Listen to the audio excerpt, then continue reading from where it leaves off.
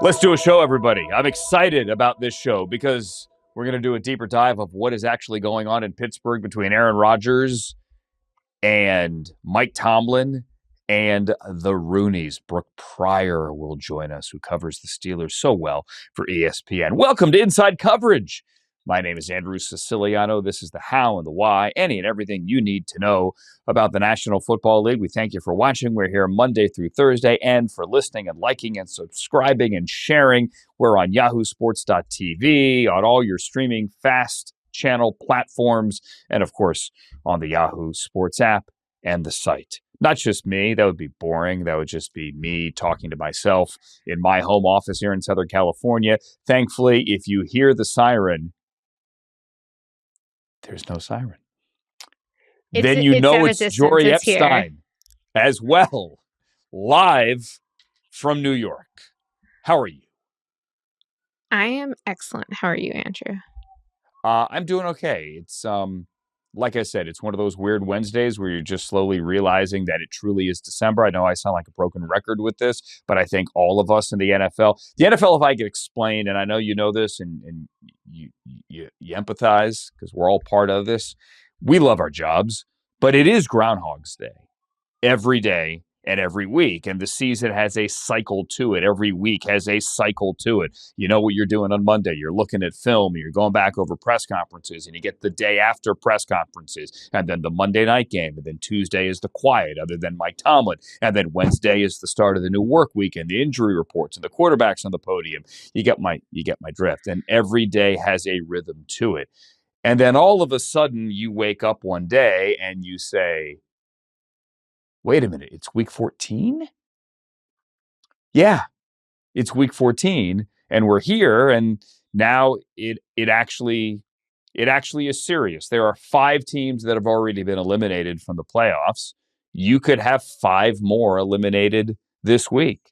And Jori, the crazy thing is that by the end of this weekend, there might be 10 of the 32. There might only be 22 teams still standing. Wow. It definitely is crazy, and I'm always like, what life hacks can I try and introduce at this point in the season so I don't completely burn out? So every once in a while, So what do you do? A good one. But okay, today I'm actually very proud of this. So I went for a long run, and I was like, okay, but I can't just like run and feel like I'm not prepping. So I went and found basically all these different local reporter podcasts of like, here's the M Live Lions podcast. Here's the Baltimore Banner Ravens podcast. Okay, now let's throw in MMQB with Breer and Connor Orr, and basically just created a playlist of a bunch of the podcasts relevant to prep for what we were doing tonight. Sometimes I do this with YouTube playlists of players and coaches too. We switch it off. And then every time I finished a podcast, which I was listening to at 2x, I got to listen to one song and then I'd go to the next. And so by the end of my run, I was significantly more ready for this podcast, or so I like to think, than at the beginning. But it's like I was outdoors, there was sun, there was movement, but I was listening to football stuff the whole time. Yeah, okay, so this is my life. And it's now that we're going down this rabbit hole. By the way, we are going to get to the Lions and the Cowboys, a wildly significant game to open up Week 14 on Thursday Night Football in just about a minute. I am now working out in the morning as opposed to working out after the show. I live in California, but obviously we have the crazy daylight savings time as well. So after the show, it gets dark. There's not a lot of time and sunlight, so I'm working out in the morning. During football season, and this makes some people in my life sad, I don't listen to music. I have no time. Right, that's how I've been lately. I have no time for music. My workouts every day, podcasts and podcasts only, and only football. Yep. Like my non-football podcasts that I love, like Radio Lab or Smart Lists or anything like that, out. They're out. I catch up in February or sometimes not until May after the draft. It is only football podcasts. And by the way, I support like the brand, like, Football 301, and obviously within our Yahoo family. Right, of course. Not to mention the ones you did as well. I love them, and Greg Rosenthal and Jordan and NFL Daily, all of those, right? But that's all I listen to. That is all I listen to, because I feel like if on my workout I'm listening to music, I am wasting my time because there are only so many hours in the day. Yep. No, it's absolutely true. And then I'm not doing anything else from like a cognitive standpoint. So I'm like, I'm just Yeah, focused on immersing in the material. But it got to the point last week where I'm like, there's so much going on. It's Thanksgiving. And so I had been listening at 1.5x right. for a while and I bumped it up to 2. So we'll see. So far, I can still understand what like 80% of the podcasts are saying, but it's definitely true. And it's definitely where I'm at. Like when Spotify rap started coming out today, I'm like, music, like I think they're just going to tell me I listened to a lot more podcasts than last year because that's what it feels like. Yeah. 1.75 was my speed for everything last season. This year I cranked it up to 2. So like Daniel Jeremiah sounds like a chipmunk, and like he'll call and like these days, like actually the phone, and he'll go, "Hey, what's up?" And I'm like, "Oh my God, you sound hammered." DJ doesn't drink. Like he doesn't drink at all, but he Right, sounds but they're hammered not at 2x. It's totally true. because they're not at 2x. Yeah. Yep. Rosenthal. Exactly. Rosenthal at 2x. Hysterical. Right? Nate Tice, 2x. Hysterical. And then when you talk to these people in real speed, you're like, why are you slurring your words? What are you Yep. doing? Right. I Yeah. listened to y'all from Monday. You see Rob and Frank at 2x, and then I get back on the show with you on 1. I'm like, can we move things along? All right. Well, let's move things along mercifully for people that want to actually hear the football content. So the Cowboys and the Lions go prime time in Detroit to open up Week 14. This game is huge. And Week 14, all the games are big, all the games between teams fighting for playoff spots. So this one truly is that big because these are the first 2 teams out right now in the NFC. The Lions are the 8, the Cowboys are the 9. You can't overstate the playoff swing for both of these teams, depending on a win or a loss here. So according to the NFL's Next Gen stats, right now the Lions have a 42% chance to make the playoffs, and the Cowboys are at 17. It's like a 25% swing either way if either of these teams is to lose. The Lions and the Cowboys are both at 8% to win their division. They need to win this game. They both need to win this game. It is a great way to open up Week 14, and that is why Jori is writing about it right now on Yahoo, going back a couple of years, obviously. A game that had like all these different layers to it, including Jerry Jones admitting this week he hated that Ben Johnson's calling trick plays. What did you unpack about this wildly significant game, Jory? Yeah, to me, when I talk about this, I think, okay, I asked people going into the Packers-Lions game last week about what they thought was going to be the key to the game. And someone had told me who had already played the Packers and the Lions this year, and they said, you know what?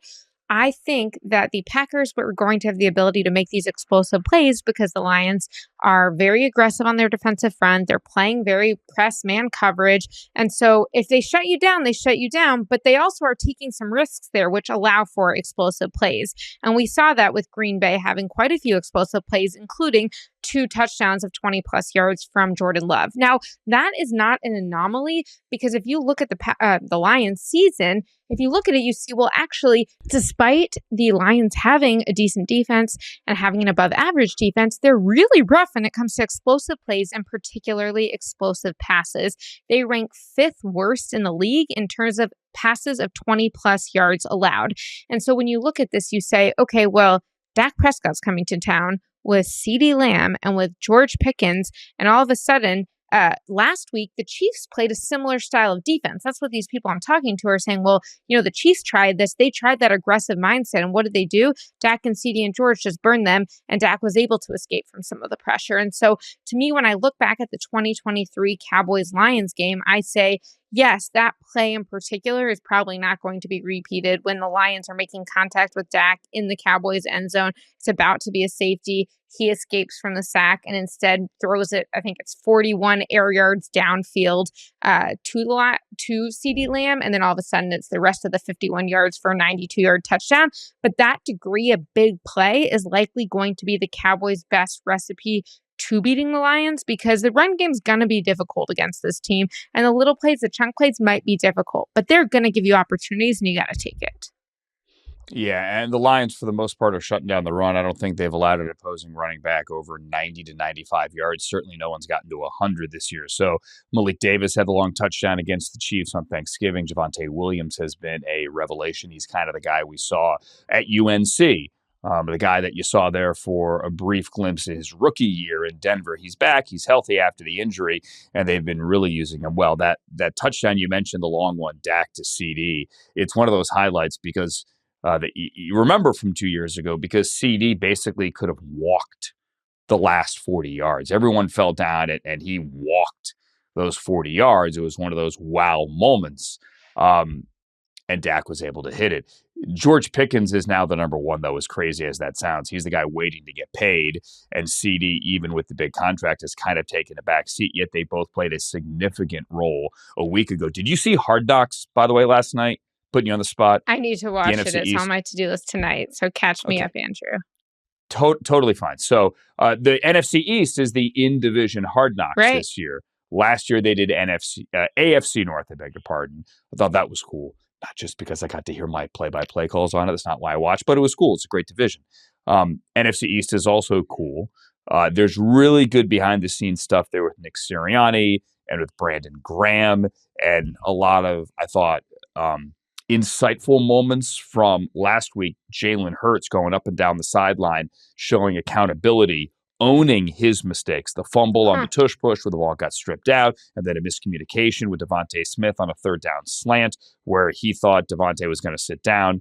Devontae kept going. Anyway, as for the Cowboys, Dak, the part that Dak doesn't get enough credit for in my eyes is the mental part of the game. He's seen everything at this point, and you can't question his toughness or his level of preparation. And there's a scene in the meeting room during the week where he's talking to his wide receivers, and he's talking about Steve Spagnuolo, and hey, they're going to go on third down. It's going to be 0 or 1. Here's what we have to look for. Here's what we have to be prepared for. Here's where we have to, I'm going to rely on you to do this and this and this. I thought it was really cool, pull back the curtain insight. You're going to see, I'll eventually get to my point, you're going to see that again this week, to your point, Jori. Mm-hmm. Steve Spagnuolo and Dan Campbell, you're going to see it again this week, and it plays to the Cowboys' hands. Right. I'm glad you brought that up, and I'm excited to watch that great promo. You really made me want to watch even sooner than I had planned.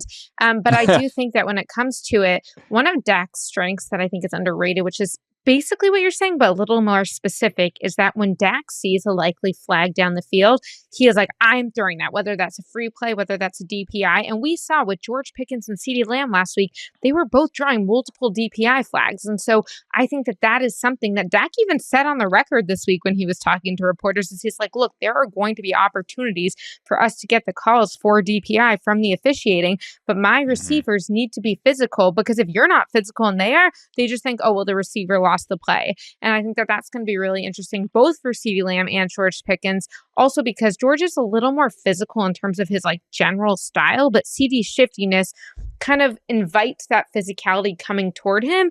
And it's interesting when you look at the next gen stats data that they usually line up on opposite sides of the ball. And so Lions defensive coordinator Kelvin Shepard was saying, okay, look, like we're going to have to defend the entire field. Like you can't just be physical in one area of the field and take it away. And oh, by the way, if you're so concerned about CD and George Pickens on the edge, well, you probably have a guy like Jake Ferguson who's going to run you underneath. And oh, by the way, Javonte Williams is still there. And the Cowboys offensive line has really shored up. And from a pass protection standpoint, they're up from like 24th last year to 16th in terms of pass block win rate, according to ESPN. And so you really do see that they have a lot more of the tools to defend against the Lions defense. Yeah, I do want to just note. Go.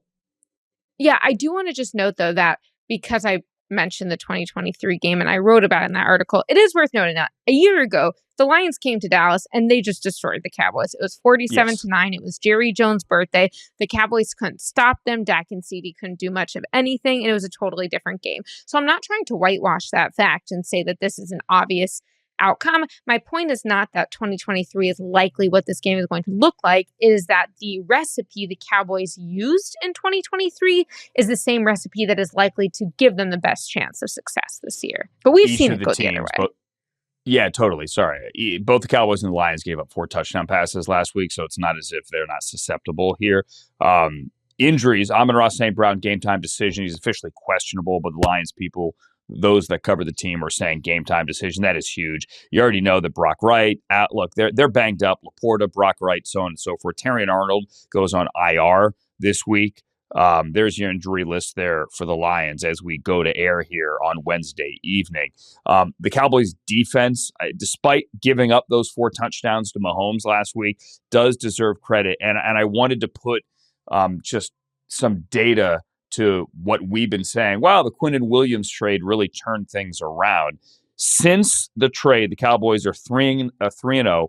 They're allowing 9 fewer points a game and 85 fewer yards per game. And that is top half of the NFL in these last 3 games. Before the trade, they were 31st in points allowed and 31st in total defense, which is yards allowed. Those numbers have plummeted since then.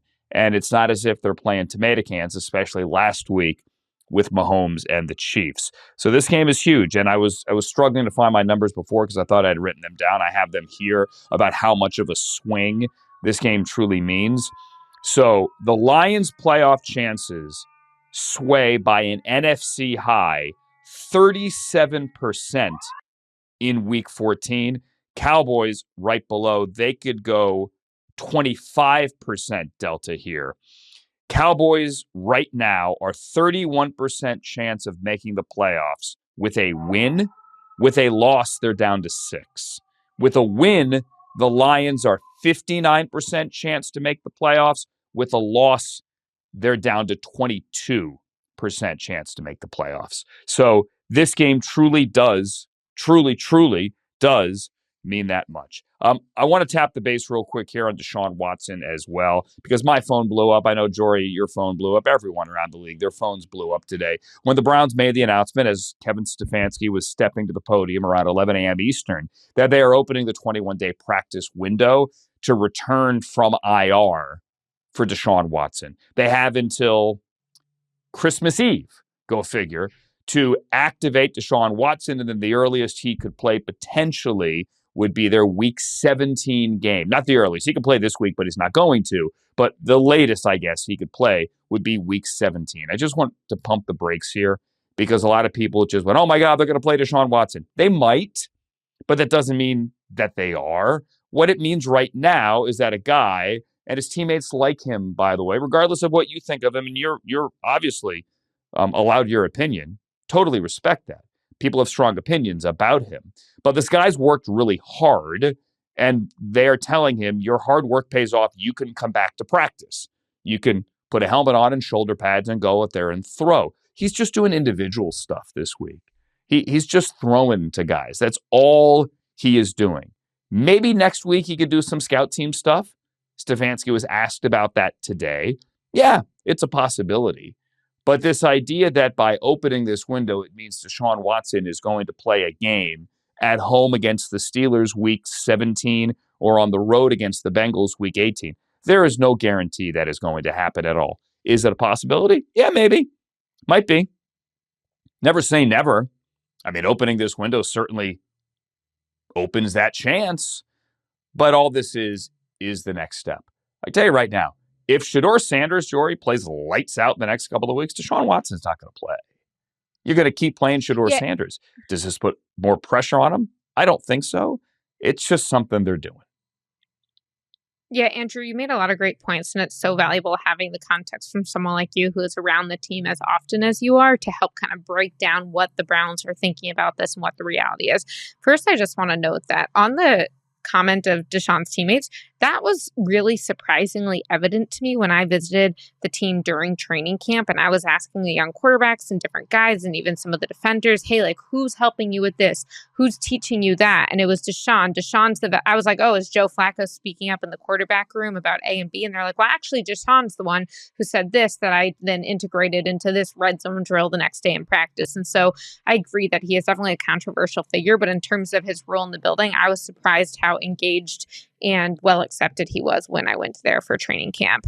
And yes, as you mentioned, The Browns' goal, of course, would be to find a quarterback. And if they can find one on a rookie contract like Shedeur Sanders, that is the ideal. Where it becomes interesting is if Shedeur doesn't have the success, which he may. And again, this week he's playing against the Titans. That is a good team to play against if you are still developing as an NFL quarterback, which everyone is, but he's obviously very early into his development.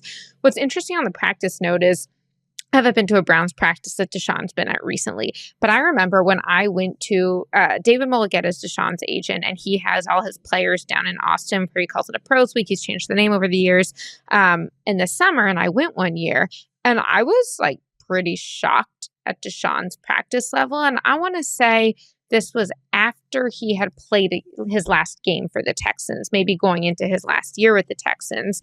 And I mean, he was just a really smooth and efficient practice player. And I'd been around quarterbacks who had more success than him on the football field, whose practices just did not look like Deshaun Watson's. And so what to me will become interesting is if Shedeur doesn't have that success on game day, and then you go to practice, and I think that if Deshaun is actually healthy, he's going to look pretty good in practice because he's one of those players who does really have the fundamentals too. Again, we'll see how the injury impacts it. That's where I think you say, okay, well, do we want to try and get in the last week or two of the season a sense of what Deshaun is, either so we know for our future, our being the Browns in this case, or so you understand what other teams might want to try and trade you for. Because again, the Patriots did this with Joe Milton last year, of course, different stages of their career and different stages of the contract value. But when Joe Milton lit it up for a game, then the Patriots were able to trade Joe Milton to the Cowboys. Right. Yeah. There are a lot of layers. I know I overuse that phrase as well. Listen, there's a scenario in which the Browns are eliminated this week. I personally think they're going to beat the Titans. But if they were to lose to the Titans, they're eliminated. They're one of 5 teams that have elimination scenarios this week, and it's a clean one. Lose and you're out.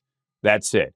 If they're eliminated, and let's say you get to week 18, does it behoove you to put Deshaun Watson out there and blow your chance at whatever your draft pick is at that point? I mean, those conversations have to be had as well. The insurance money and the cap charge, or the cap credit, rather, people have asked a lot, oh, well, how does this affect? Look, it's all prorated. So if you were to play a game or two, that would cost you a little bit of the cap savings you thought you were going to get, but the overwhelming majority of it you would still get. So it's not going to be like some massive hit, or all of a sudden all that money you thought you might get back in both cash with insurance and on the cap you're not going to get. No, that's not the case. He has missed all these games, and that is hay truly in the barn. We're not there yet, is my point. There's no need to overreact yet. And if you want to overreact in a couple of weeks, then we can have that conversation then. Coming up, we're going to have a conversation with Brooke Pryor, who is amazing for 2 reasons. Number 1, she covers the Steelers day-to-day and does a great job with it for ESPN. Number 2, she was in Jori's wedding. Brooke Pryor is next. It's inside coverage on Yahoo, and this might be my favorite segment of the entire season. Not just because ESPN's Brooke Pryor is awesome, and she covers the Steelers in an amazingly professional fashion, but because Brooke was in Jori's wedding, and we need the total download. Hi, Brooke. Hello, everyone. I mean, if we had a podcast to do a full total download of Jori's wedding, it would be like a multi-part serial style installment. We could go full storytelling to account for really every minute of the perfect weekend. I have never experienced anything like it, and I will never experience anything like it again. It was would it do joyful. Well on social? Would it blow up on TikTok? 100%. It would be a multi-parter. Like I can't believe the person I married. Instead, it would be like, or like, who did I marry? It would be like, how did Jori get married? I see. But the thing is, I'm not the social expert. So somebody with better branding than me would have to name the series. We had a lot of fun. Brooke crushed her bridesmaids' responsibilities, unsurprisingly. And it was also fun because Brooke and I come from different religious backgrounds. And so throughout, as she was like seeing the Jewish wedding elements, we got to compare some of the different traditions from our religions. And like her dad's a preacher. So it was fun to hear how they do things, how we do things, and really how similar they all end up being in the end. So yeah, we need that podcast one of these days. We could make it the companion piece to Tuesdays with Tomlin. Brooks, amazing. Tuesdays with Tomlin, weddings with Jori. Weddings with Jori. Maybe one of these days we could put them together and Brooke can carry Mike Tomlin around in a chair. That would be fantastic. The mental image I have so excited about that part of the event. All right. I think I'm in. I'll start lifting weights now. Joking aside, Brooke is fresh off another Tuesday with Tomlin after the Steelers' quite ugly performance, Week 13, Sunday afternoon to a national window on CBS. Let's start this conversation, and there is a lot to talk about, with this answer. I believe this was to a Brooke question earlier today. Madison? What have you identified on offense that you, as a team, do well, that you can fall back on, that you can rely on? You know, we're very good at third and manageable. I think we might be tops in the league at 3rd and 3 or less. I don't check some of those statistics. I generally focus on the things that we need to improve upon.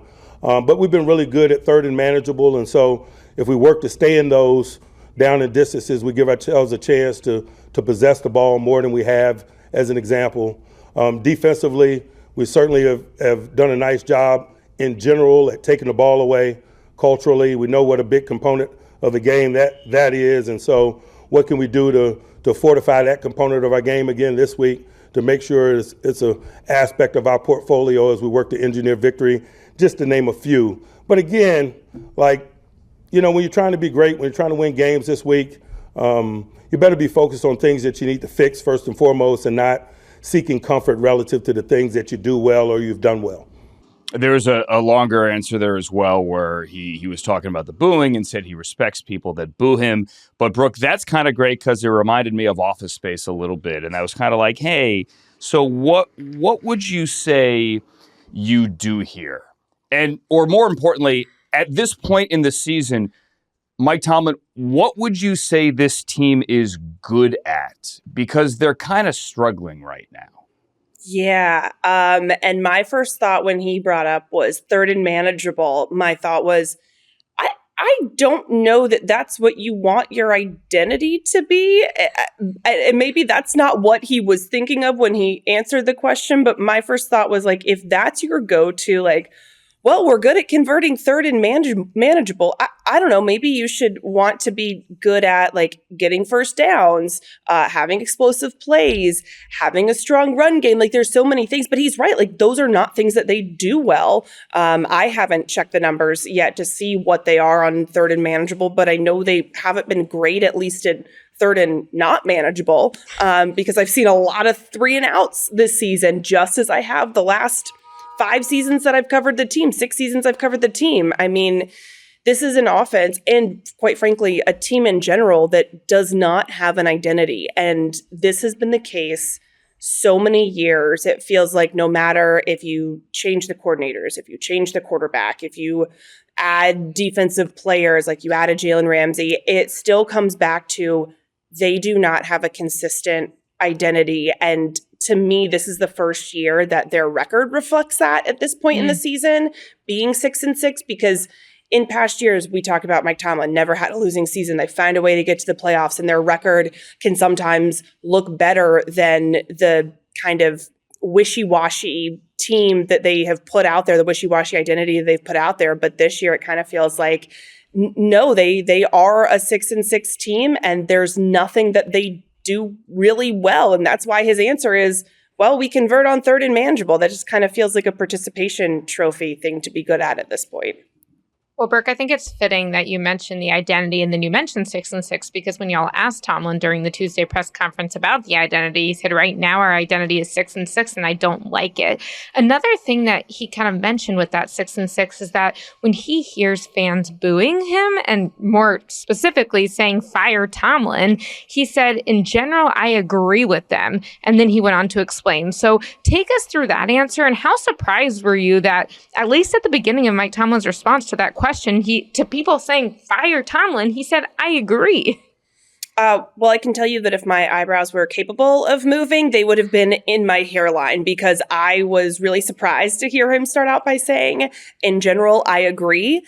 If I had to guess, he does not agree that he should be fired. That's one of those moments where, as a reporter, you wonder, do I want to follow up with this question now, or is this something that I need to hold on to for later? And ultimately decided, I think that that's something that I need to follow up on later in a different setting, because you could also tell at that point in the press conference, he's starting to get a little antsy. He'd like to be out of there. That doesn't mean that we should ease up on him. It just means kind of figuring out when you're going to get the most honest response and when you're just going to get trucked over by a train on fire.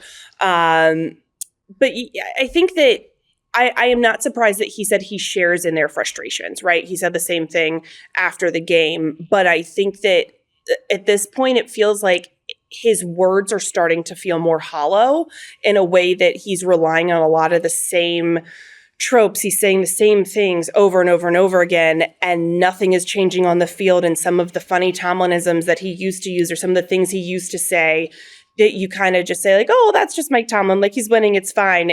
It's not, it doesn't hit quite as hard when the team is continuing to lose. It's interesting you say that, Brooke, because we were all watching, and obviously you were in the room, and he actually invoked your name once there, and he was asked, I can't remember if it was you, like, what gives you confidence that you know, you guys can do this? And well, we're professionals. We've done this for all these years, just like you guys, meaning the assembled media, have done this for all these years. And you might write a bad article, but you know you're going to bounce back, right? You have confidence that this is what I've done my entire adult life.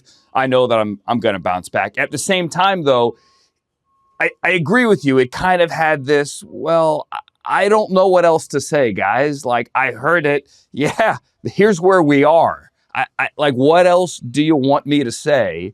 We're not winning. Your colleague Adam Schefter yesterday made the point, and he's made this before, that the Rooneys will never fire him. They're not going to do it. Mike would have to leave and say, guys, I think we're good. Did you get that sense? I'm not saying he's made up his mind, but to your point, he was kind of like, I'm out of answers. Does that give you any insight as to how he might view this relationship? Well, first of all, when he said, you know, as you know, reporters, you know, if you write a couple bad articles, you know, you're going to bounce back. First of all, sir, we have a lot of imposter syndrome. I do not know that I'm going to bounce back after I write bad articles. Funny you say that. I thought the same thing too. Like, yeah, I've done bad games. I've had bad shows, and you drive home going, what am I doing with my life? Exactly. You drive home saying, I need to find a new job. So football coaches and journalists do not share the same psyche. The second part of that is that I will say I thought his demeanor after the game Sunday was very different from how I've seen him after other losses. In that, usually after losses, this has been consistent over my time here, he'll give better answers. He's more insightful. There's some more humility after a loss. But there was an element of that on Sunday, but there was also, it felt like a resignation.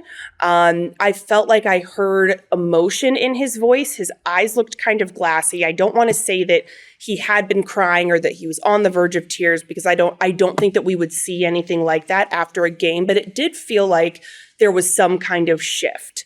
And it's tough to, maybe he was just really cold, but I don't think that was it. I do think that there was some kind of acknowledgement, whether or not he wants to admit publicly that he felt this acknowledgement, that things are getting away from him, that this team is not responding to the things that used to work. And I even go back to Hard Knocks last season, that we got a look inside the Steelers building for really the first time ever with Mike Tomlin to see kind of what he says and how he goes about saying it and his messaging.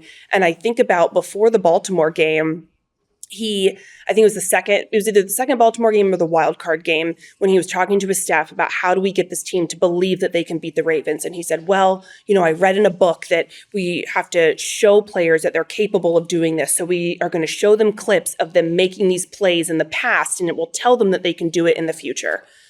And it was one of those things where I thought, yeah, that's really old school. There has to be something more here. You have to evolve your messaging to meet the moment, to meet the team, to meet the locker room that you have. You have, yes, an older team by NFL standards with Aaron Rodgers and Cam Hayward and TJ Watt, but you also have a lot of young guys that doesn't work on. Your messaging doesn't work on them the way that it used to. I think that the younger generation is questioning more things, wants more deeper, genuine answers, wants more solutions. And I don't know that that's the way that he's been programmed for having such a reputation as a player's coach. And so it feels like he is having to battle his own personal inflexibility and resistance to change with, okay, if I want to stay here, do I need to change, or do I need to change in terms of taking myself out of this situation and applying what I've always done to a different organization where it's going to feel fresh? But Adam Schefter is absolutely right. The Rooney family is not going to fire Mike Tomlin. First of all, his extension runs through the 2027 season, so there's still money on that contract. Second of all, they believe in him. Art Rooney said a year ago when we asked if Mike Tomlin was still the right guy to lead this team and why he thought that, he said, well, he has a lot of wins and he's done it a lot. You don't part ways with someone who has won this much. But I think the important part of that thing is it's past tense. It's not happening right now in the present and in the future, particularly in the postseason. So I think that Mike Tomlin is wrestling with that. And I have to think that there are people in the organization on the Rooney side that are also kind of wrestling with that idea that, this is a decision and a course that you have to make this decision with your brain and not necessarily your heart. Yeah, Brooke, I'm glad you mentioned that postseason element, because even though Mike Tomlin has famously never had a losing season, they also haven't won a playoff game since the 2016 season, a playoff game. And so I think when you look at that, you start to say, well, is it time for a fresh start, even if that means something that's mutual or Mike Tomlin's? I feel like we see this in the AFC North, both with Baltimore and with Pittsburgh, of this question of, well, John Harbaugh wants something new. Well, Mike Tomlin wants something new. Well, the sides decide it's no longer a good marriage. And so because we hear every single year that they don't make the playoffs for close to a decade now, or not make the playoffs, I should say, win a playoff game, we hear this, well, is this going to be the year that it feels different for Tomlin? Do you think this will be the year that something changes? It could be. I think that there's a couple other external elements at play, and one of those is that the NFL draft is happening in Pittsburgh in April. So there's a couple different paths here that I could see playing out. One is, does Mike Tomlin want to stay, or is he motivated by the idea of being able to draft another quarterback and mold another quarterback? We know it didn't work out with Kenny Pickett. Is he motivated by the challenge of bringing the organization back to its feet in a post-Ben Roethlisberger era in a way that he hasn't been able to do so far? The other part of that is, does Art Rooney say, if I hold on to Mike Tomlin and we have the draft in Pittsburgh, what is the fan unrest going to sound like and feel like? Are we going to hear fire Tomlin chants or boos when the Steelers make a selection in their home city hosting the NFL draft? The public perception of that, I think, is a really interesting factor to consider here, especially when you look back at the recent history of the Steelers. They fired Matt Canada in season a couple years ago, and I don't think that they fired him because there were constant fire Canada chants. But I don't think that was completely out of the equation, right? I mean, there is the idea of saving face and not wanting to be publicly embarrassed and wanting to be able to move forward. So I think that those are two kind of competing things. Mike Tomlin loves a challenge. He likes to say smile in the face of adversity. He is probably wanting to be grinning like a megawatt smile to like ward off all of the adversity in front of him. But those are things that I'm thinking about when I look at what could factor into him possibly being here next year or not being here next year. It's fascinating. And I think it's also fascinating how the next month plays out because, I mean, they could go 0-4. Unlikely. They could go 4-0. Maybe. You never know. And then our entire view on this conversation, whether it be Rodgers, the Rooneys, or Tomlin, could change. But let's get to Rodgers. Because I know Mason Rudolph did very little when he was in there for a couple of plays to inspire confidence this past Sunday against the Bills. But our eyes don't lie, whether you want to use traditional statistics or advanced metrics. Brooke, the Aaron Rodgers thing hasn't worked, and it's gotten worse. And I know his hand is banged up, and he probably should not have been playing. We take that into consideration. But you are seeing probably the last few games of a Hall of Fame career. This thing hasn't worked. So is there a scenario where out of desperation, they tell Aaron Rodgers, we're going to have to roll with Mason Rudolph? I even heard Will Howard's name thrown into the conversation today. I don't think so, as long as this team is in contention. And I go back to looking at recent history. Last year, they rode Russell Wilson until the wheels fell off in spectacular fashion. And there was some division within that building of, do we stay with Russell Wilson or do we go to Justin Fields? And despite some opinions that said they should go to Justin Fields, Mike Tomlin wanted to stick with Russell Wilson. They stuck with Russell Wilson. So based on that precedent, I believe that they will stay with Aaron Rodgers. But it is so interesting to see just the de-evolution really of this Rodgers experiment, because the first month of the season, it was working. This idea of get the ball out of your hands quickly, get it to your playmakers, get the yards after the catch, move the ball that way, maybe test, go vertical sometimes, but those passes really weren't hitting. They were hitting over the middle of the field. In that Minnesota game, it looked like they unlocked DK Metcalf. Now they're not going to the middle of the field anymore. They say, oh no, we've called plays to do that, but it's just not open on those plays. And, we had this run drawn up perfectly, but didn't hold our blocks. So if we'd held them though, then it really would have popped. And it feels like that Cincinnati game, the Thursday night game, that's when it all started to unravel. Before that, Aaron Rodgers, we were wondering, does he come back another year? I mean, he's been able to extend plays in the pocket. We've seen him scramble more. It looked like, and it kind of felt like, okay, he's turned back the clock. He looks better than he did with the Jets. And really, even in that Thursday night loss, he still was moving pretty well, but you could start to see him getting frustrated with his teammates. There was one play in particular where Jaylen Warren thought that a flea flicker, I think, was still in play, and then it wasn't because they had audibled out of it, but Warren didn't get that check, and Rodgers yelled at him afterward and was frustrated. And then later when it looked like they'd scored the game-winning touchdown to Pat Freiermuth, Broderick Jones tackled Aaron Rodgers on the sideline, and Aaron popped up like yelling at Broderick not to do that, which is we fair. Thought it was funny. It was hilarious. Aaron Rodgers, at the time, 41 years old, did not think it was as funny. But I think that it's a combination of the wrist, the fractured left wrist, that limits their ability to be under center, which then limits their ability to do the play action, which, by the way, they have not even been successful at, but to completely take it out of the playbook then limits their run game. And then you look at the fact that, it's getting colder. And yes, I know he played in Green Bay, but the temperatures here at now 42 years old, happy birthday, Aaron Rodgers, today. I think that hurts him because he was complaining. He said that they had bad practice, and part of that was because of the cold weather. And also, these deep balls aren't connecting. They have not been connecting since training camp. Can I give you a stat, Brooke, real quick? Please. One pass of 15 or more air yards completed by Aaron Rodgers in the last month. One. I believe it. I'm shocked that there's even been one. And he says it's because, we need guys to come to the film sessions. I hate to be this person. I actually don't. But how much better would it be if he had signed during OTAs and mandatory minicamp?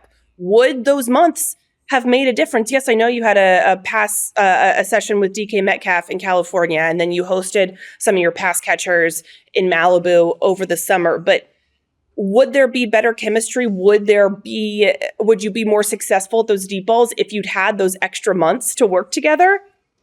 Who knows? We'll never know. And also the whole practice wasn't going well. Well, you also weren't at practice for a period of time, including part of last week. And so there's kind of an element of who was the one who wasn't there for a bit when it got out of sync. But Brooke, based off what you're hearing, I mean, you are in the locker room, you're seeing Rodgers on a near daily basis, you're talking to him. Do you get the sense that there's any chance he plays in 2026? Or do you feel like this is for sure his last season? Because we saw Tom Brady come back. We saw Rodgers go to darkness, nearly retire, and then keep playing. I mean, where is he at psychologically? At this point, I think that this is his last season. I mean, there was a time when I felt like he was flirting with the idea of coming back in 26, especially when he talked about early in the season feeling better than he'd felt in a while and feeling looser and seeing him move around. But, I mean, the image of him sitting on the sideline, standing there freezing cold with a beanie on. You have his nose, the bridge of his nose taped together because it is bleeding from being just pounded into the ground on that strip fumble or that strip sack. I just don't see a world where he comes back unless he has that kind of Tom Brady, like, I can't go out like that, which, I mean, Brady then was able to win a Super Bowl. And so you would think like, okay, well, maybe you should go out like this. But in terms of, Brady still wanting to play for the Bucs in the first place, not wanting to go out the way he did in New England, I think that when you are a quarterback and you've played as well as you've played for such a long time, you have this desire to ride off into the sunset, but you don't quite know when the sunset's happening. You can't, like, it's on the horizon. You're like, well, it's still far away. Like, there's still more runway. And it's like, no, at some point you have to just admit that's done. It's over. You have to move on with your life. But I think that's a tough thing for guys to realize. Or for anyone to realize after you've done something so well for so long. It is kind of tough to watch. No matter what you think of Aaron Rodgers on or off the field. I mean, that might be one of Sunday night, the lasting images. Like you said, sitting there on the bench, bloody nose, like, this is it. This is how it ends. The good thing for him is he has a month to figure it out. I mean, they do have a month to turn it around. They have a month to rewrite the end of this story, what people think is inevitable. They hold it in their hands, and there is a world, there is some place in the multiverse where Aaron Rodgers and the Steelers go on a run here. I just don't know if it's going to happen. I do know this, though. If he leaves us hanging, Brooke, you need to come out to beautiful, sunny Southern California and just be on Aaron Rodgers' watch and hang in Malibu. I mean, if I have to walk the beach for my job, like, so be it. You should. You should. I think it sounds like, a really tough work assignment that I should get like hazard pay for too. Yeah. And Rodgers loves when people are looking for him at the beach. It's one of his favorite things about the media. Are there with him and the dog on the beach. Jori, you should come too. I'll be there. Yeah, work from the home office here. Brooke, I'm glad we did this. Thanks for taking the time. And seriously, Tuesday is entertaining, not only for Mike, but the way that you and everyone there, I don't want to say joust because that would suggest it's confrontational, but you guys spar. Boxing. I think he enjoys it. I always give my buddy Tim Benz, my former college classmate, credit as well. I think he throws in good ones as well. When Mike snaps back or says something to either one of you along the lines of, yes, I do, but I'm not going to tell you that in this setting, right? Then I know that you guys ask good ones, and there are good ones every week. Brooke Pryor, happy holidays. Let's do it again. Absolutely. Thanks for having me. Inside coverage on Yahoo, Andrew Siciliano, Jori, Epstein. I want to thank the great Brooke Pryor for joining us. Amazing insight. By the way, we want to just lay out, that was taped on Tuesday, shortly after Mike Tomlin finished on the podium. So Aaron Rodgers talking today, we didn't include any of that context or anything like that, nor did we include, Jori, this one's fun, or I don't know, is it fun? What do you make of this? Ben Roethlisberger and James Harrison basically saying it's time for Mike Tomlin to get out of here. Now, Ben's got a podcast, and Ben likes to poke the bear and say things as he sits in his basement with a beer on his podcast that, at times sound a bit passive aggressive to be honest with you. Here's what he said about Tomlin and the Steelers right now. This is in light of all the booing on Sunday, everything we talked about with Brooke. Maybe it's time, or maybe he said rather, it's a clean house time.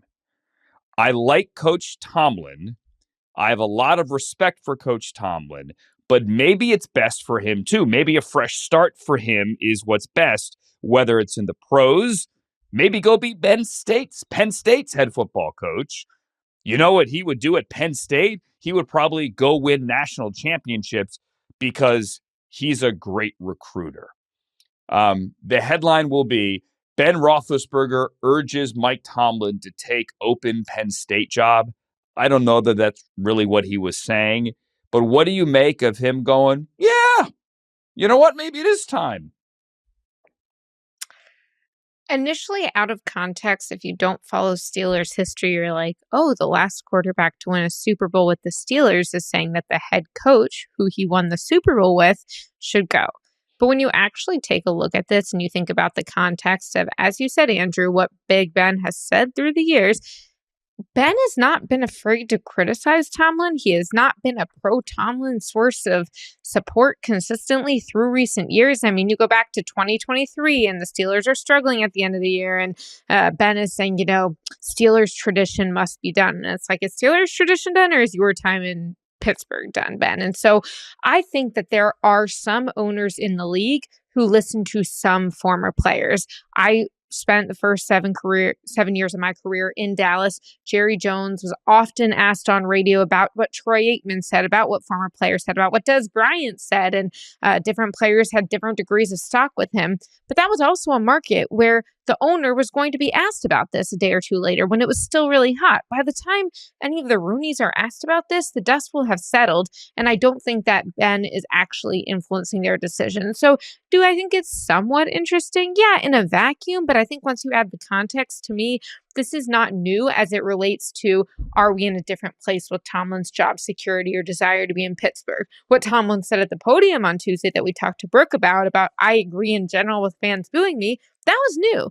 Ben saying, I don't know about Mike Tomlin, that's actually not new.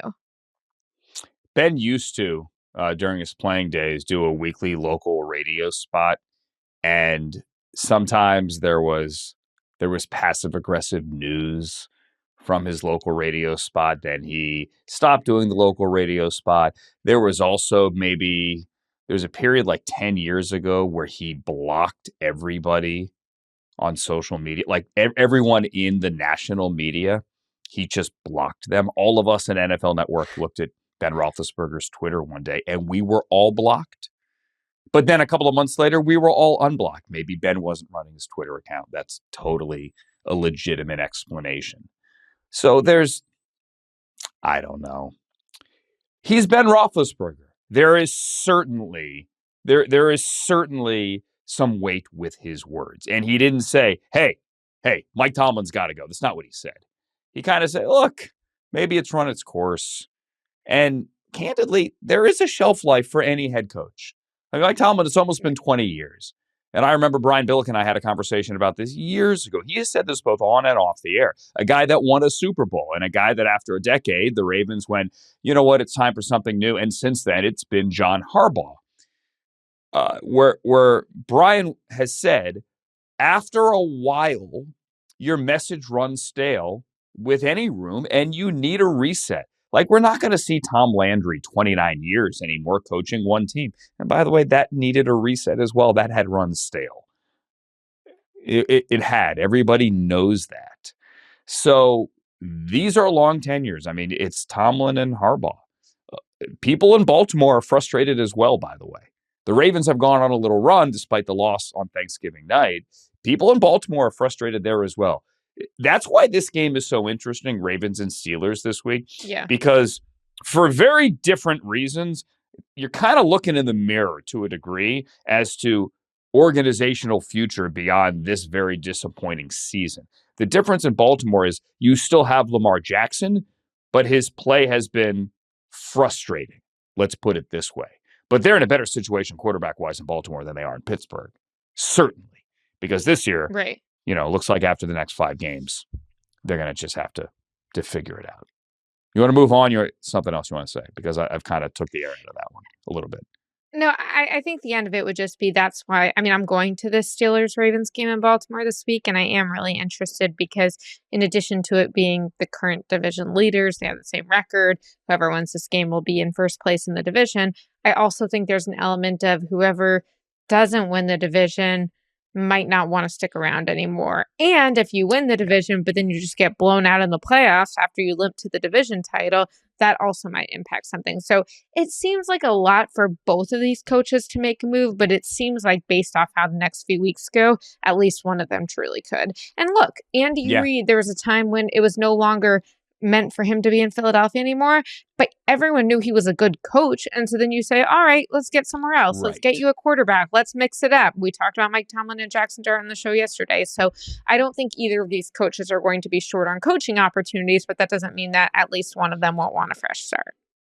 Yeah, I was talking to a friend last night who's got a pretty good pulse on things, finger on the pulse of things, rather. And he said, I think over-under on AFC North coaching changes is 1.5. Yeah. The whole division. And I'm like, yeah, that's interesting. And this game, I think, obviously factors a lot. That is a perfect segue, I think, maybe not, to a game that our producer Madison came up with. I don't know if it's a game or just a conversation. The contender or pretender. So we're going to go through all the current division leaders, all 8 of them, and ask the contender or pretender question, which obviously there's a lot of different ways to take this. We're going to make this the question, basically. Do you think this team that currently leads the division is going to hold on? And is this the legit team? Like, it's heading into week 14. Is this team going to win the division? We'll start with the AFC South. We did that yesterday. Right now, the Jaguars contending or pretending. Actually, still technically the Colts still leading that division, right? Yeah. Hold on. I have that here. No, it is Jacksonville. I'm sorry. They're right. They have the tiebreaker, 8-4. So Jacksonville. Contender or pretender real quick here. Jori, AFC South for Jacksonville. Yeah, I'm going to sound like a hypocrite because on the show yesterday when we went in depth about this, I was like, I think the Texans are going to pull away from the Jaguars. With the schedule, I think the Jaguars are going to hold on. I do think the Texans are a better team right now. I trust them more once they make the playoffs, if they make the playoffs. But I think that Jaguars with these Jets and games coming up and a Titans game coming up and a Colts with Daniel Jones' broken leg, I think they can hold on. How about you? I'm with you. However, if Indianapolis goes into Jacksonville and they play each other this week and the game is in Jacksonville, if the Colts go in there and win, then I'm going to totally change my mind because the Colts didn't get to 9-4. But Jacksonville, I think, has the, I don't want to say easiest schedule of them all here. They still do get the Colts twice, but 2 of their 4 other games are the Jets and the Titans. They also have the Broncos in there as well. All right, AFC West. The Denver Broncos, contender or pretender, Jori? Right now, Denver has a full 2-game lead over the Chargers. They are 10-2. The Chargers are 8-4. They do play each other again. That is week 18 in Denver. I just prefer my quarterbacks to have no broken hands, arms, legs, feet, and Justin Herbert fails that test. He had surgery on his hand or on his toe. I think that when you look at this, I do believe Denver is both going to keep the division and have a chance to make noise in the playoffs. Excellent defense and offense that's starting to figure out a little bit more of a rhythm. And I just think there are too many question marks for the Chargers and the Chiefs that it seems like the Chiefs kind of lost that real actual chance when losing to the Cowboys, and the Chargers, I mean, that offense, I'm just not sure. What about you, Andrew? Yeah, I'd be stunned if the Broncos somehow lose grasp of this division. They get the Raiders this week. It's in Vegas. They're going to beat the Raiders this week, and they're going to go to 11-2. Then, it's not easy. They get the Packers and the Jaguars, but those games are both at home. Then they have to go to Arrowhead in week 17, and then the Charger game week 18. At that point, the Chargers are very much, it could be a scenario where the Chargers are fighting for a wild card spot at that point. As it stands now, the Chargers are the 5 seed in the AFC at 8-4, but that could be one of those games, much like we saw last year. Remember, where Denver needed to win to get in and the Chiefs came to town and rested everybody?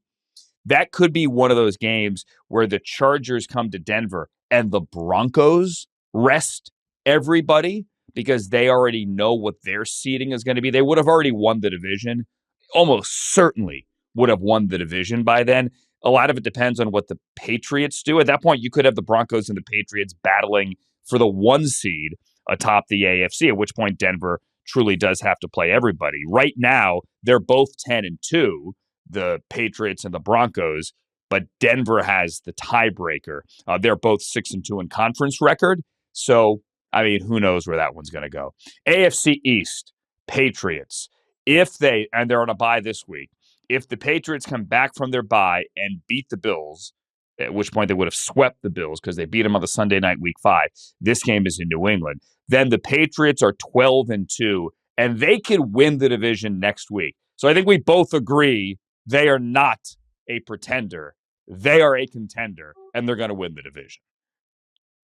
They're a contender. They're going to win the division, but they're going to lose to the Bills, and it's going to be good for them. Ooh. Mike Vrabel. You need to have a little bit of adversity. You need to understand what's going on. And obviously, Drake May played fantastic against the Bills, but the Bills are going to need this game a little bit more than the Patriots. Josh Allen's going to go into superhero mode. In the end, it won't make a difference for the division, but I think the Bills are going to remind the Patriots who the big brother has been for a long time. Okay, so I love that you're calling your shot a week in advance. Yeah. I mean, the Patriots are on a bye, so nothing's going to change with them. Right. And the Bills get the Bengals this week, and if they beat them, they go to 9-4. Yeah. Okay. But I think it will be good. I think it will influence Drake May's MVP standings relative to Matthew Stafford's, but I do think that the Bills are going to be able to figure it out. AFC North, we kind of hit on this before in our Steeler conversation. Ravens, a pretender or a contender? Obviously, it kind of comes down to this game this week. The game is in Baltimore, so you get to take the Acela. They are both 6-6. I'll say this before I even ask you contender or pretender. I don't think any team in this division is a legitimate contender. I think the Ravens are going to win the division. I think they're the better team here, so I'll call them a contender.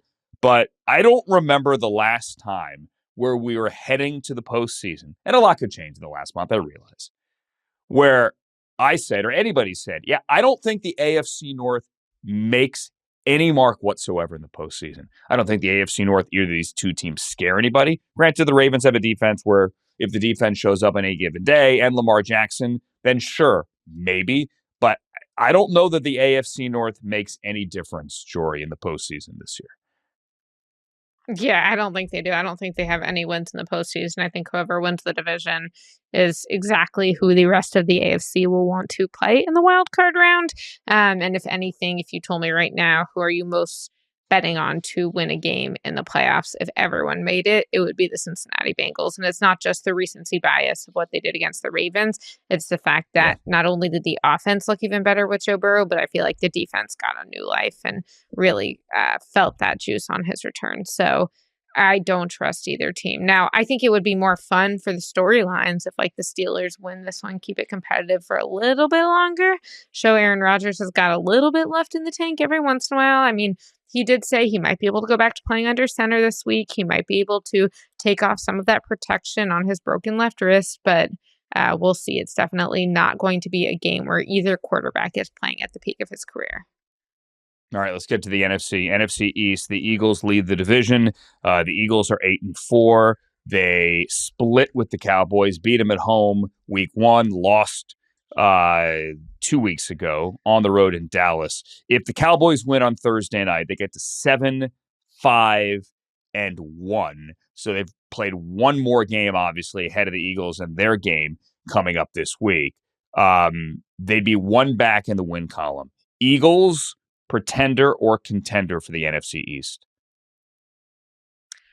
Again, this goes back to how we're defining contender, and I think the Eagles are contenders in the sense that they'll hold off the division. I just don't believe in them right now, though. I think that this Eagles offensive struggle is much more like 2 years ago when they spiraled at the end of their season and lost in the wild card round to Tampa Bay than this is like last year when there was a lot of talk about what they were doing, whether the passing game was working or it was only a Saquon Barkley show, and then they went on to win the Super Bowl. I just think that the frustration is high there, and I think that the offense legitimately does not seem to have a clear... It's not about identity. It's just about finding a way to win. Like, you can change your identity from week to week. I'm fine with that, but you can't make it that Lane Johnson goes out and you can't win a game, and it's been like that for over a decade in Philly. So I believe in them. I'm not sure why, in part because of their schedule, the games they have against the Commanders, but I don't think it's safe, and I don't think they're going to make noise in the playoffs. This feels more like the 2023 Eagles. They have a month to change our minds. They are at LA, the Chargers this week, and then home for Vegas, at Washington, at Buffalo, and then home for Washington. So the Commanders 2 out of 3 weeks to end the season, week 18 being in Philadelphia. I think they're a contender. They're going to win the division. I don't believe in them in the postseason. But again, like, they have Saquon Barkley and they have Jalen Hurts and they have all those weapons and they have Vic Fangio coordinating the defense. It could happen. It's all about the draw. They will not, they're not going to get a bye. It would be stunning if they somehow won the NFC. I don't think that is going to happen. So they play at home. Let's see. Right now, the playoffs were to start right now. The Eagles, as the 3 seed, would get the Seahawks coming to town. I'm taking the Seahawks. Period. Oh, yeah. Or let's say that flips and Green Bay gets to 5. I would take Jordan Love. Maybe I would take the Eagles there. If the Niners come to town, you taking the Eagles or the Niners? The Packers. Yeah, I would take Niners. the Packers. Maybe I would take the Eagles over the Niners. I just don't have a lot of faith in them right now. So contender, I'm with you to win the division. Pretender to go anywhere. There are 3 teams with 9 wins, speaking of the Niners, in the NFC West. Right now, the Rams lead the division. Jori, contender or pretender for the Rams of Los Angeles? I would say they are contenders in part because of the schedule they have left. Also, Cardinals, Lions, Seahawks, Falcons, Cardinals. So, I mean, they should have 3 of those be pretty easy games. But I do think, and I think the Rams could go to the Super Bowl. They could win the Super Bowl. They're the most talented team in the NFL right now in terms of how they're actually executing. I also think that the Seahawks and Niners are perfectly capable of going to the Super Bowl, which is an insane thing to say, not only because of the division strength, but also because the Niners are like that despite all of their injuries. So kudos to them. But I do think the Rams will hold off. But except I can't hold off and cut you off there because I did, unfortunately. I'm sorry. I think the Rams are going to win the division. I think they're contender and a contender for both the division and the Super Bowl. I think the Seahawks are the same for both, but right now the Rams are ahead of the Seahawks. I also think the one thing I will disagree with you, after seeing the 49ers up close last week, that is not a Super Bowl team. That's a very good team, and Kyle Shanahan needs Coach of the Year votes because it is sleight of hand what he is doing. Robert Saleh as well with that defense. It is not a who's who on defense. It is a who's he. Everybody is injured on that defense. And the idea that they are keeping it afloat and winning games is ridiculous to their credit, but they are not, in my opinion, a Super Bowl team. The Rams are, however, a Super Bowl team. NFC North, I wish Frank were here. Or I wish Charles were here to see Rob were here to make fun of Frank. Jori, the Bears, contender or pretender, they are 9-3, leading the NFC North. Yeah, and they've got 2 more games against the Packers, the 49ers in there, the Lions, and then there's the Browns game. So I'm going to give this division to the Packers. I do think that they're still going to be the big brother there. So contenders for the Bears winning the division, but I think the Bears get a wild card. Yeah, I think they get in. I truly do. If they go to Green Bay this week and Ben Johnson does that, it was nice beating Matt LaFleur thing and actually beats him up there in Green Bay, then I'll totally think otherwise. I think the Bears are a wild card, so I think they're a pretender for the division. But, I mean, really, this game, you can't overstate this game coming up this week. Bears and the Packers. And then finally, the NFC South. The Buccaneers, contender or pretender. The Bucs, Jori, are 7-5. They are 1 game up in the loss column ahead of the 7-6 Panthers, and they still play twice, week 16 and week 18.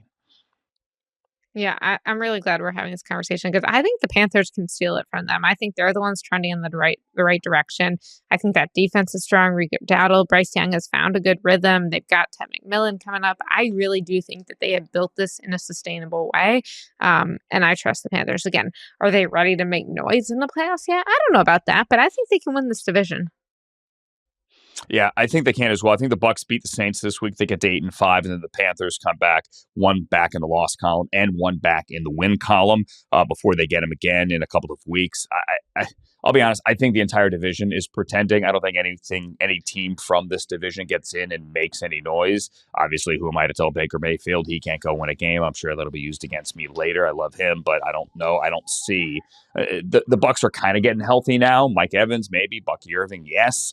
But I'm not sold on any team in this division. I am sold, however, that we're running over. So it is time now for one more thing before we go.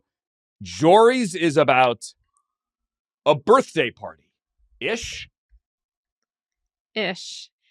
Yes, Steelers reporter Jerry Dulac reported that Aaron Rodgers had his receivers, tight ends, and running backs to his house tonight to watch film and go over plays. This was on Tuesday night.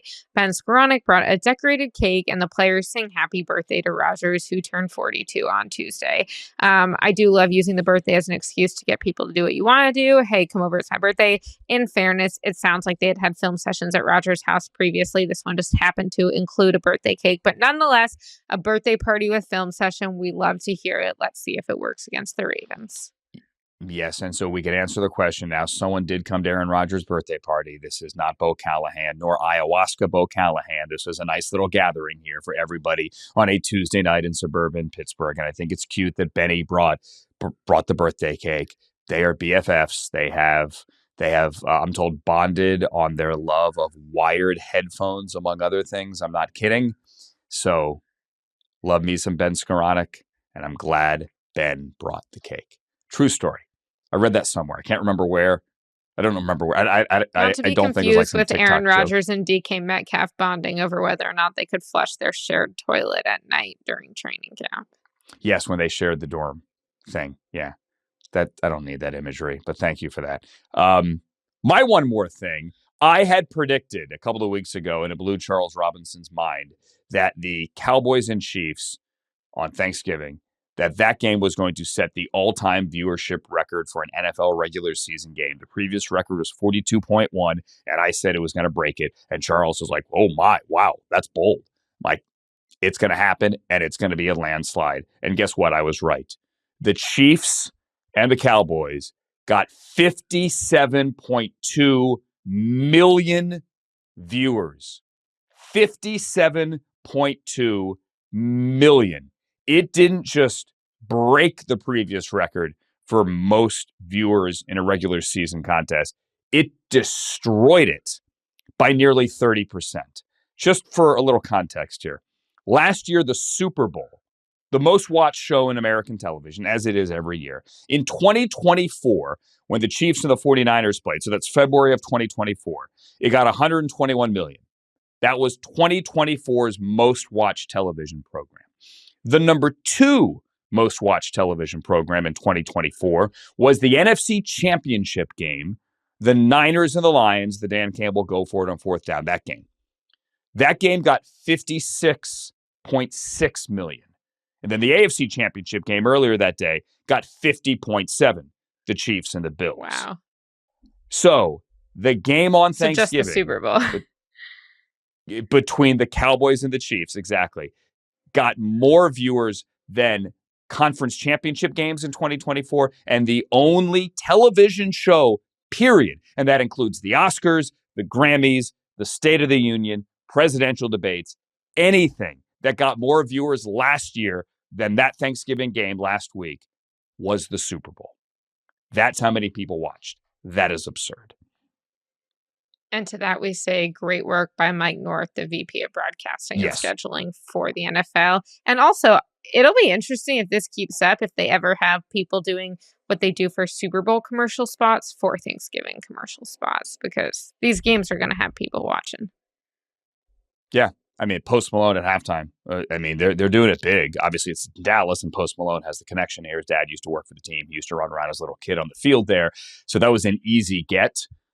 Also cool in Hard Knocks, where like Dak is walking off the field and he says to Chris Jones, "Come on, man, you're not gonna hang out here and listen to Post Malone? What's the deal?" It's kind of funny. Go watch that. This has been fun, Jori. Let's do it again sometime. You want to do it tomorrow? Are you on tomorrow's show? I'm not. You're going to have to deal with Charles and Ben alone. You guys will make through. Okay. Jori will not grace us on Thursday. It's just me and the grumpy old men for the full Week 14 preview show. Please join us then. For Jori and for Brooke Pryor, who we thank for joining us from Pittsburgh, my name is Andrew Siciliano. Thanks for listening to and watching Inside Coverage on Yahoo. So long, everybody.